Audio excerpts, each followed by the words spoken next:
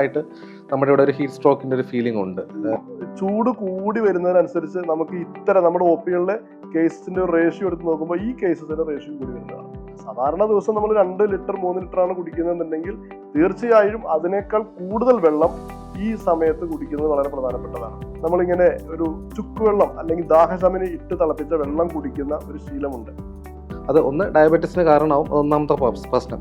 2, ഇതിന് ശേഷം ഉണ്ടാകുന്ന നമ്മുടെ ശരീരം ഇത് മെറ്റബോളിസത്തിന് വേണ്ടി എടുക്കുന്ന എനർജി കാരണം നമ്മുടെ ബോഡി വീണ്ടും ഹീറ്റ് ആവും. സ്ഥിരമായി ചോറ് കഴിക്കുന്ന ആളാണെന്നുണ്ടെങ്കിൽ അത് ചോറിന്റെ അളവ് വളരെയധികം കുറച്ച് അതൊരു നമ്മൾ ഈ നാട്ടിലൊക്കെ പൊടിയരി കഞ്ഞി എന്നൊക്കെ പറയും, ആ രീതിയിലൊക്കെ എടുക്കുക എന്നുണ്ടെങ്കിൽ വളരെ നന്നായിരിക്കും. ജീവിതശൈലിയിൽ ചെറിയ ചെറിയ മാറ്റങ്ങൾ കൊണ്ടുവരാനുള്ള ചെറിയ ചെറിയ കാര്യങ്ങൾ ചെയ്താൽ തന്നെ ഇതിനകത്ത് നല്ലൊരു മാറ്റം കിട്ടുന്നുള്ളത് തന്നെയാണ് അതിന്റെ ബേസ് ആയിട്ടുള്ള ഒരു കാര്യം.